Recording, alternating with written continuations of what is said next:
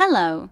Today I will be discussing things about Wuthering Waves, the new game. Apologies in advance for the text-to-speech errors. Wuthering Waves is a story-rich open-world action RPG, very similar to Hoyo vs. games. You may have heard of it from the Genshin or HSR community.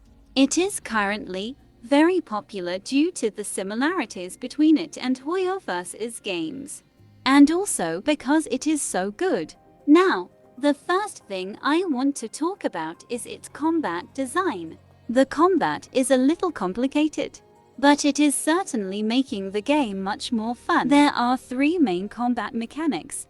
I can't talk about the rest because it is going to be so long. Dodge, parry, or counter attack and lock on. When a yellow circle appears on the enemy, you can tap and block it. I find this very thrilling and fun to do. Secondly, when an enemy is about to attack, you can tap the dodge button and dodge, and you gain damage immunity from the dodge for a short period of time. Finally, lock-on or immobilize happens when the white bar below the enemy's health is fully gone and becomes yellow, causing the enemy to enter an unconscious state for a certain amount of time. You can take this chance to attack the enemy directly. By the way, counter-attacks help you mobilize the enemy faster. So all of these mechanics make sure you stay focused during combat. I think this is a great design. Likely because I've never played a game with anything like that before. You'll get used to it once you do it enough times. All you need to do is remember and recognize. The second topic I want to talk about is the main storyline. At the start of the game, you wake up after a strange dream by two girls that found you lying on the ground. The main character, you, cannot recall anything about your past or who you are. The two girls reveal their names, Chixia and Yang Yang, and accompany you to Jinzhou, meeting a friend along the way. Simple, isn't it? The story starts off a little slow, but it immediately picks up the pace near the end of the last chapter. I enjoyed the concept of the story and how it was portrayed. The characters are also very expressive during the dialogue scenes, though there has been some controversy about the English voice acting.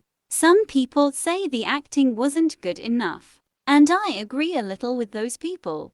But there have been some exceptions with specific characters. Also, in my personal opinion, I think the Japanese voiceover was absolutely amazing.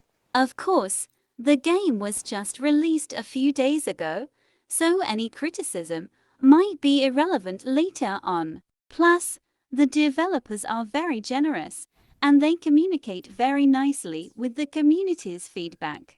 Overall, the story got me hooked. And I'm excited to continue the rest of the story when the next patch comes out.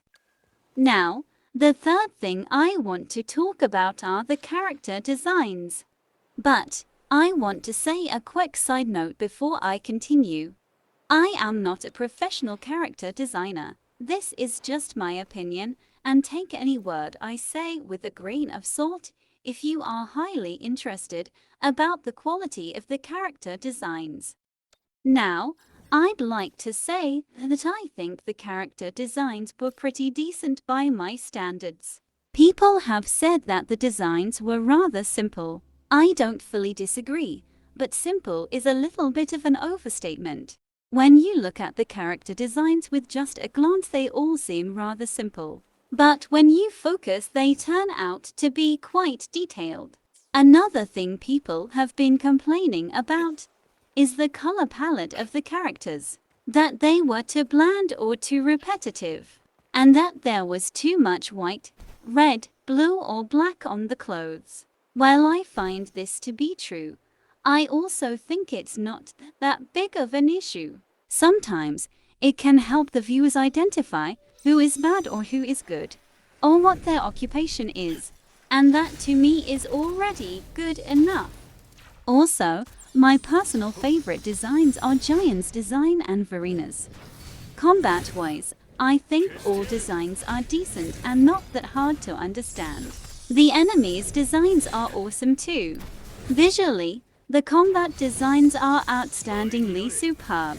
That's all I have to say for the character designs. Moving on, now I will be discussing the scenery. I think it's great. The attention to detail and how they make use of the running, sprinting and climbing mechanics by scattering puzzles or landforms that require said mechanics. The grapple, levitator, and the sensor are three useful items you use regularly during exploration in Wuthering Waves. Sometimes I forget to use them, but they are extremely useful. Of course, people still have complaints. They are similar to the character design criticism. People think the scenery is slightly dull and empty. I can't really agree with these comments. I don't see how that's true. Besides, it's only the first area of the game. The first expansion will probably bring more unique scenery. I actually can't find anything more to say about the scenery, other than that I find it quite pleasant. So I will end this video here. Thank you for watching. Feel free to share your opinion in the comments. Goodbye and take care.